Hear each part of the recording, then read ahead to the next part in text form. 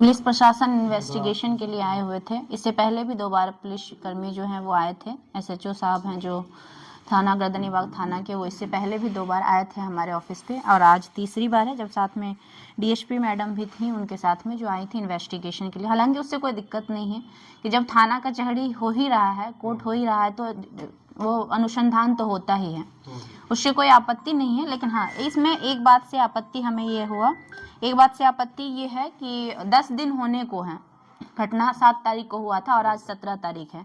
Exact आज 10 दिन हो गया है और 10 दिन होने के बाद भी अभी तक कोई कार्रवाई नहीं हुई है महिला विकास मंच के ऊपर और उसके जितने भी टीम थे उसके ऊपर। अब हमें नहीं पता कि प्रशासन को क्या दिक्कत आ रही है उनके ऊपर कार्रवाई करने में। हालांकि वो तो अब यही कहेंगे कि अनुसंधान था। आज जब वो अनुसंधान करने 10वें दिन आए हैं, तो इसी से समझ लीजिए कि कितनी लापरवाही बरती जा रही है। और सारी चीज़ों को जो भी कुछ उन्होंने हमसे पूछा, हमने उनको जानकारी दी, क्योंकि हम जानते हैं लॉ क्या होता है। ऐसा नहीं है कि हम लोग बिना पढ़े लिखे यहाँ पे आ गए हैं। वो पूछ रही थी हमारे चैनल को लेकर के रजिस्ट्रेशन नंबर वगैरह, तो हमारे पास सभी चीज़ें, हम हर चीज़ में लीगल है। और यहाँ तक कि हमारे लीगल एडवाइज़र भी हैं, आप लोग को पता भी है कौन है, हाईकोर्ट के वकील हैं। ज़रूरत पड़ने पर हमने उनसे ये भी कहा कि अगर आपको ज़रूरत पड़ेगी मैम, तो आप हमारे लीगल एडवाइज़र से भी बातचीत कर सकते हैं। बातचीत अपने जगह है, लेकिन एक चीज मैंने नोटिस किया कि मैडम बार बार हमसे ये कह रही थी कि जो कोई भी टिक्का टिप्पणी आप दोनों की तरफ से एक दूसरे पर नहीं होनी चाहिए। तो चलिए, पहली बात तो हमारे ऊपर एफआईआर नहीं हुआ है, मेरे नाम पे नहीं हुआ है। ये अनुसंधान में जो है नोटिस जो आया है वो वीरू किशन के ऊपर, यानी कि वीरू जी के ऊपर आया है, ठीक, उनके बारे में आया है, हमारे ऊपर तो नहीं आया है। तो पहली बात। दूसरी बात, इधर से जो किया गया वो भी हमने नहीं किया है, इधर से जो किया गया है, क्योंकि हमारे कलीग के साथ, हमारे सहयोगी के साथ हुआ था, तो भाई हम तो उसके लिए स्टैंड लेंगे ना। आप लोग के साथ भी गलत होता, हम स्टैंड लेते हैं ना। रात के 10 बजे भी आप लोग प्रॉब्लम में रहते हैं, बुलाते हैं, हम आते हैं ना, चाहे थाना हो चाहे कोर्ट हो, जहां भी दिक्कत है जिनको आन पड़ती है, तो भाई हम अपने लोगों के लिए तो खड़े होंगे, और हो भी रहे हैं। तो दोनों तरफ से हमारा नाम नहीं है, तो भाई हमारे बोलने पे पाबंदी क्यों? और हमारा तो काम ही है, हमारा तो यही काम ही है बोलना। हम तो बोलकर ही चीजों को रखते हैं, चाहे सरकार के पक्ष को रखे, चाहे विपक्ष को रखे, चाहे जनता की बात को रखे। हम जब तक लाइव नहीं आएंगे, हम जब तक वीडियो नहीं बनाएंगे, तब तक हम पब्लिक को बताएंगे कैसे कि सही क्या है गलत क्या है। ये तो हमारा एथिक्स भी कहता है, हमारा काम ही, प्रोफेशन ही यही है कि एक वीडियो के जरिए लोगों तक किसी भी मैसेज को पहुंचाना। मीडिया क्या होता है? मीडिया एक इंफॉर्मेशन देने का, जो सूचना देने, पहले जमाने में सूचना दिया जाता था लिखित, पेपर चलता था, पेपर पे लिखा जाता था उसके बारे में, और अब सूचना देने का माध्यम बन गया सोशल मीडिया। तो हमारा तो काम ही सोशल मीडिया पे अपने वक्तव्य को रखने, तो वो रखना हम कैसे बंद कर सकते हैं, ये जरा बताइएगा। बार बार पुलिस प्रशासन आ रही है, इसका मतलब ये नहीं ना है कि आपकी टीम को गिरफ्तार करने के लिए आ रही है। देखिए, गिरफ्तारी की बात उन्होंने नहीं कही है, ना अभी कही है ना पिछली बार भी कही है। दोनों बार वो बार बार कह रही थी कि पर्सनल टिप्पणी जो किया जा रहा है वीरू जी की तरफ से, उसके लिए मना करिए, वो नहीं होना चाहिए। लेकिन गिरफ्तारी की बात अभी भी, इवन अभी भी वो जब यहाँ आई थी, जो नोटिस है, तो उन्होंने यही कहा था कि हम पूछताछ के लिए आ रहे हैं। इन्होंने ये नहीं कहा कि हम गिरफ्तारी के लिए आए हैं। ठीक है, आप गिरफ्तारी के लिए नहीं आए हैं, मैं मानती हूँ, लेकिन हमारा जो केस है वो आप लोगों को पता है, हमने एफआईआर कॉपी भी दिखाया, और आप लोगों को चाहिए तो मैं दे भी दूंगी। बहुत सारे सब लोगों का सवाल रहता है कि सिर्फ टीआरपी के लिए मीडिया पर तो नहीं आ रही है, तो ऐसा कुछ नहीं है, कोई टीआरपी के लिए नहीं है। अभी आप लोगों के सामने में प्रशासन यहाँ आया था, अगर टीआरपी का खेल रहता तो प्रशासन आने की नौबत आती क्या, या हम एफआईआर करते क्या? तो हमने एफआईआर जो है हमारे टीम की तरफ से जो किया गया, अगर आप लोगों को एफआईआर की कॉपी चाहिए तो हम आपको एफआईआर की कॉपी भी दे देंगे। एफआईआर हमारे तरफ से की गई है उन लोगों के ऊपर, और एफआईआर में SC/ST एक्ट भी लगा है।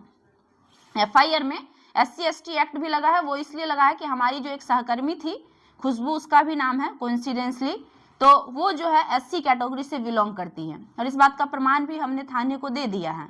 उसकी जो भी कास्ट सर्टिफिकेट होते हैं वो हमने थाने को दे दिया है। और यहाँ पे जो मारपीट हुई थी, हालांकि सीसीटीवी कैमरा तो वो तोड़ कर लेके चली गई थी कि साक्ष्य ना बचे, लेकिन वो कहते हैं ना कि चोर कितना भी सातिर क्यों ना हो, कुछ ना कुछ गलतियां कर ही देता है। वही वाला हाल हुआ था उन लोगों का। नाम नहीं लेंगे, नाम लेके इनको टीआरपी देने से अच्छा, समझ रहे हैं जनता और आप लोग भी समझ रहे हैं कि हम किसकी बात कर रहे हैं। तो वो वीडियो पूरा मिल गया है, मेरे पास आ गया है वो वीडियो, जो हमने आप लोगों को दिखाया भी। हाँ, वो प्रशासन को भी हमने दिखाया और आप लोगों को भी हमने दिया कि आप देख सकते हैं कि उसमें किसकी गलती है, किसके तरफ से आया। भाई वो लोग हमारे ऑफिस पे आए, हम तो उसके ऑफिस पे नहीं गए, मारपीट वो लोग किए। हम लोग 5 लोग थे, वो 15 से 20 लोग थे। वो भी हमने मीडिया प्रशासन को दिखाया कि वो लोग 20 लोग थे। वो वीडियो में ही दिख रहा है कि वो कितने लोग हैं। हमला हम पर हुआ, तो भाई कार्रवाई क्यों नहीं हो रही है अभी तक? तो आपने पूछा पुलिस प्रशासन? हमने पूछा तो वो सिर्फ यही कह रहे हैं पिछले 10 दिन से कि अनुसंधान चल रहा है। अब हमें नहीं पता कि कौन सा अनुसंधान चल रहा है जिसमें इतना बड़ा टाइम लग रहा है, जबकि सारी चीजें उनकी आंखों के सामने हुई है। पुलिस प्रशासन खुद हमें यहाँ से लेकर गई थी जब अंदर में हम लोग बंद थे। जिस दिन वो आया था 112 वाली गाड़ी, तो उन्होंने खुद हमें खोलकर अंदर से बाहर निकाला है। प्रशासन ने हमें अंदर से बाहर निकाला है। तो सारी चीजें उनके सामने हुई। हमला हमारे ऊपर हुआ, हमारे ऑफिस पर हुआ, उनके ऑफिस पे कुछ नहीं हुई। तोड़फोड़ के प्रमाण है आप लोगों के पास, फिर कार्रवाई क्यों नहीं हो रही है वो हमें नहीं पता। भाई हो सकता है जेडीयू की नेत्री है मैडम, सत्ता संरक्षित हैं, बड़े बड़े लोगों से उनकी साठगांठ है, तो शायद हो सकता है उसका प्रेशर बन रहा होगा, चाहे दिक्कत हो रहा होगा, क्योंकि अभी तक तो उस हिसाब से हो जाना चाहिए था अरेस्टिंग। यहाँ पे प्रतिक्रिया दिया जा रहा है कि उस पे एलिगेशन लगाया जा रहा है कि पर्सनल टिप्पणी। अरे हम पर्सनल टिप्पणी पे बात ही नहीं करते हैं। हमारा एक ही कारण है विवाद का, वो है महिला विकास मंच की आड़ में जो फ्रॉडगिरी चल रहा था उसको एक्सपोज करना। महिला विकास मंच के आड़ में जो लाखों घर को बर्बाद किया गया है उस सच्चाई को पब्लिक तक पहुंचाना। महिला विकास मंच की आड़ में जो लड़कियों के साथ शोषण हो रहा है, महिलाओं के साथ, पुरुषों के साथ जो शोषण हो रहा है उस पर आवाज उठाना। और अभी तक आपको पता है ना कितनी महिलाएं बाहर आई हैं खुल के? बिल्कुल बिल्कुल आई है ना। ये तो अब तो हम नहीं सिर्फ कह रहे हैं, अब तो महिलाएं भी कह रही हैं। तो इस पर भी उन्होंने कहा कि जो भी महिला आरोप प्रत्यारोप कर रही है, अगर वो लीगल नहीं वो की होगी, लीगल अगर नहीं गई होगी तो हम उसके ऊपर भी कार्रवाई करेंगे। ये कहना था उनका, ये स्टेटमेंट था। शायद हो सकता है वो डराने के लिए कह रही हूँ। तो देखिए मैडम, जिनके साथ होता है, जिनके साथ बीतता है, उन्हें अगर कहीं भी अपनी बातें रखने का मौका मिलता है कोई भी सोशल प्लेटफॉर्म पर, तो वो रखती हैं और अपनी सच्चाई को रखेंगी। अभी भी वो आएंगी, जो पीड़िता आना चाहती हैं वो आएंगी। हमने कहा भी था कि बहुत जल्द एक ऑफिशियल नंबर जारी कर देंगे जिससे पूरे बिहार में जिनके साथ भी गलत हुआ आप लोग आइए, और हम खुलेआम ऑन कैमरा कहते हैं कि हम आपका सपोर्ट करेंगे। हम आपको, भले आपको जानकारी हो नहीं हो, हम लेकर चलेंगे आपको थाने तक, कोर्ट तक। और ऐसे फ्रॉड संस्था के खिलाफ आप सभी मिलकर आवाज उठाइए। हमें क्यों? ऐसा थोड़ी ना है कि हमारा पर्सनल है ये मैटर, हमारी कोई पर्सनल दुश्मनी है वीना मानवी से।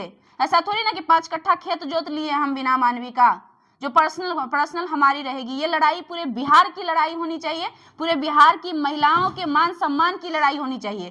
क्योंकि वो लोग कह रहे हैं सोशल मीडिया पर पिछले 7 से 8 सालों से, जब से लॉकडाउन लगा है, सोशल मीडिया पर ये महिलाओं का जो चरित्र हनन कर रही थी, तब बिहार सरकार कहां थी? तब बिहार पुलिस कहां था? क्यों नहीं उनके ऊपर अब तक कार्रवाई हुई?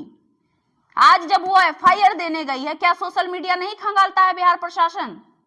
क्यों? और अगर नहीं खंगालता है तो क्यों नहीं खंगालता? हम पूछना चाहते हैं बिहार पुलिस से और बिहार सरकार से। हम पूछना चाहते हैं कि बिहार में सरेआम गंदगी फैलते रहे, बिहार की समाज प्रभावित होते रहे, बिहार के लोग प्रभावित होते रहे, और आपको कोई फर्क नहीं पड़ता है।